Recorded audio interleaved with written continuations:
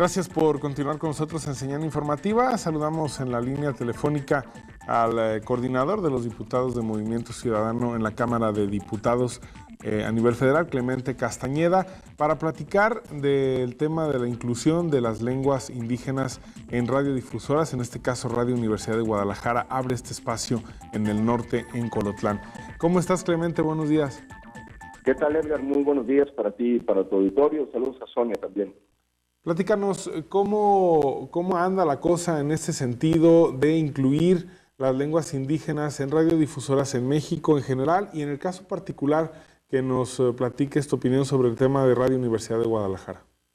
Lo que está haciendo el Movimiento Ciudadano por mi conducto es presentar una iniciativa de ley que va avanzando en comisiones. De hecho, se acaba de votar la semana pasada en la Comisión de Radio y Televisión de la Cámara de Diputados una reforma para modificar la Ley Federal de Telecomunicaciones y Radiodifusión, la famosa Ley Telecom, que como recordarás fue aprobada apenas el 14 de julio de 2014, es decir, es una ley de reciente creación, que entró en vigor hasta el mes de agosto del propio 2014.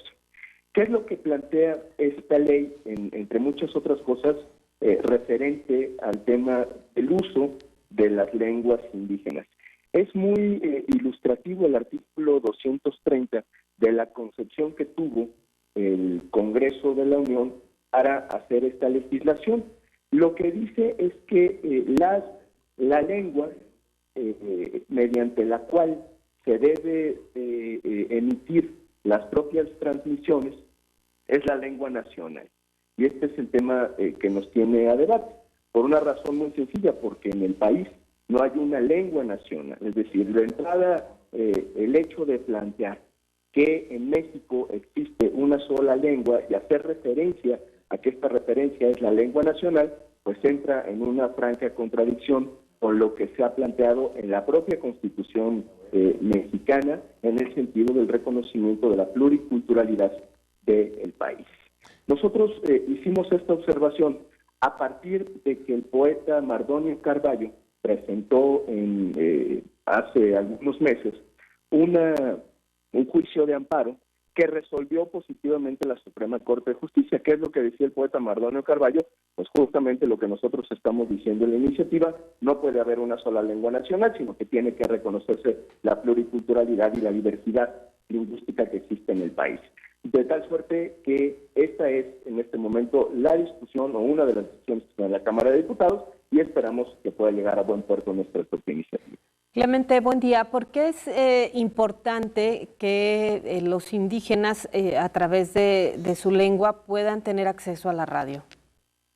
No, es importante que puedan tener acceso a la radio porque a partir de la lengua se construye la identidad, se construye la comunidad. Digamos, es un asunto de entenderlo como un proceso de construcción de derechos, en este caso de derechos lingüísticos, de derechos culturales y de derecho a la construcción de la identidad. Debo decir, Sonia, a propósito de esta pregunta que es muy importante, que este no es un tema exclusivo de México. Lo hemos visto en muchos otros países en el mundo donde la discusión sobre los derechos lingüísticos termina siendo un asunto del primer orden de la agenda política nacional. Para no irnos tan lejos, hace un par de décadas, justo esa era la discusión en Canadá con el reconocimiento del área francófona de Canadá. Lo mismo tenemos hoy en el caso mexicano. No es posible que haya una visión que siquiera pueda asomar la idea de borrar en la ley el reconocimiento que debe existir de la diversidad lingüística del país, que es justamente lo que constituye al país. Entonces, yo creo que es un tema de primer orden, porque además, a partir de estas leyes o a partir de esta concepción, digámoslo así, empiezan a generar una serie de ordenamientos legales que lo que pretenden, o cuando menos eso es lo que nos invita a pensar, pues es simplemente borrar la diversidad lingüística, la diversidad cultural en el país e imponer una sola lengua nacional. Y eso me parece que es un retroceso terrible. Que, por ejemplo, en el caso de Jalisco lo ha vivido la comunidad de Mezcala, ¿no?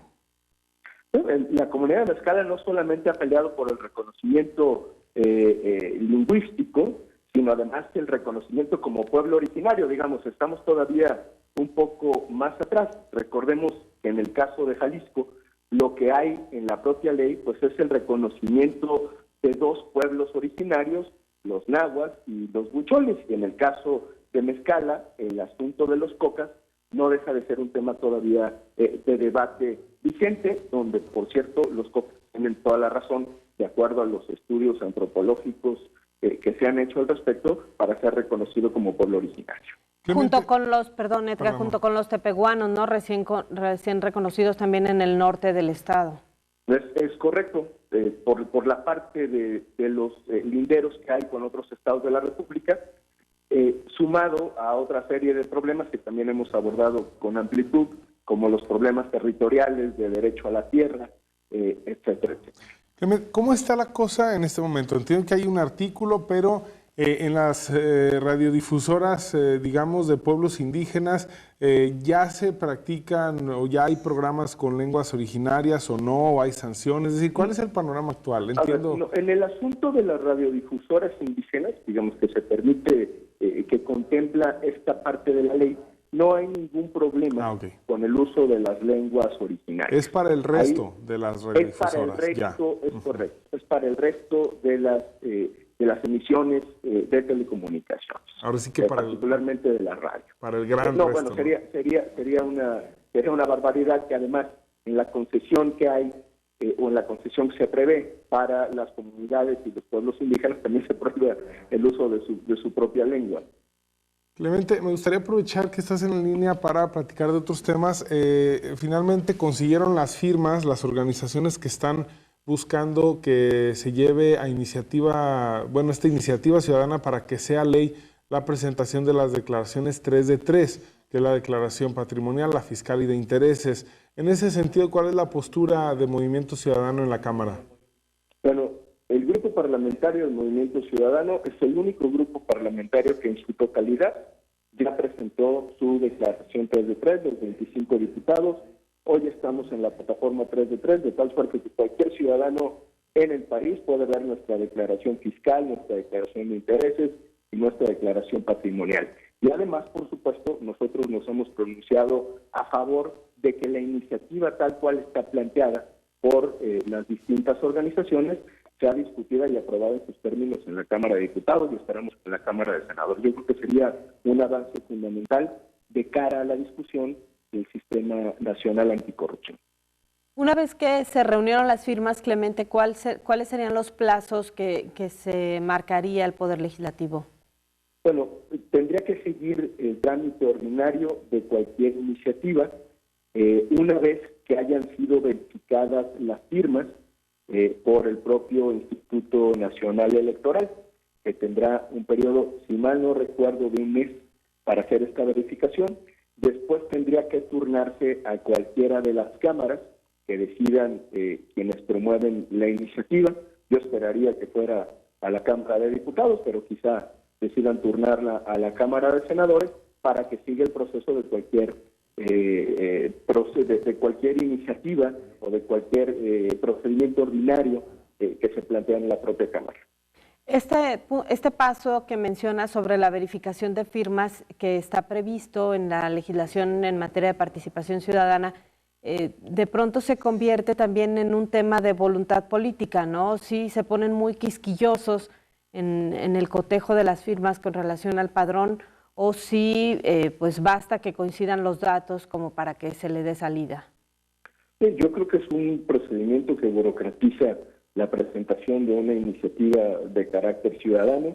Creo que eso es algo que tenemos que revisar, que tenemos que ser mucho más flexible, menos rigorista para facilitar la presentación de iniciativas. Yo aprovecho para decir que el Movimiento Ciudadano ha puesto a disposición de todos los mexicanos la plataforma Haz tu Ley, que como ustedes saben, pues es una plataforma que está al servicio de quienes quieren presentar una iniciativa, con el compromiso de que el grupo parlamentario del Movimiento Ciudadano o algunos de sus diputados presenten esa iniciativa para darle trámite ordinario y evitar justamente toda esta discusión sobre las propias firmas y la validación de las mismas, que no deja de ser un ejercicio interesante de socialización de la iniciativa, de una especie de presión política para los propios diputados, de un proceso de legitimación de la misma que es muy saludable, pero que se corre el riesgo siempre de quedar atorado en la burocracia electoral. Es decir, Clemente, que también para la fracción de Movimiento Ciudadano en la Cámara de Diputados se podría tener acceso a través de Astuley, como ha sucedido con algunos gobiernos municipales y con el Congreso local. Así es, nosotros hicimos la presentación de Astuley hace ya un par de semanas, de la mano, igual como hicimos en el caso de Jalisco, con el Observatorio Legislativo del ITESO, con el Congreso Ciudadano de Jalisco, de tal suerte que hoy esta plataforma pues está disponible para la Cámara de Diputados, así como lo está para el Congreso del Estado de Jalisco y para algunos municipios metropolitanos en materia reglamentaria. Bien, muchas gracias, Clemente, y a cuidarse porque están en contingencia ambiental. Es correcto, y además yo medio enfermo de la garganta, es que pues, a seguir con los cuidados necesarios. Mucho gusto en saludarles y muchos saludos al auditorio. Gracias, buen día, Clemente Castañeda, desde la Ciudad de México, diputado federal de Movimiento Ciudadano. Llegamos al final de este espacio, muchas gracias por habernos acompañado, los esperamos mañana en punto de las 7 de la mañana. Gracias, Sonia. Gracias, Edgar Olivares, lo invitamos para que continúe con nosotros en la programación habitual de Canal 44 y Radio Universidad de Guadalajara, también para que esté con nosotros en nuestro siguiente espacio informativo a partir de la 1 de la tarde con Belén Zapata y Josefina Real. Que tenga un gran día.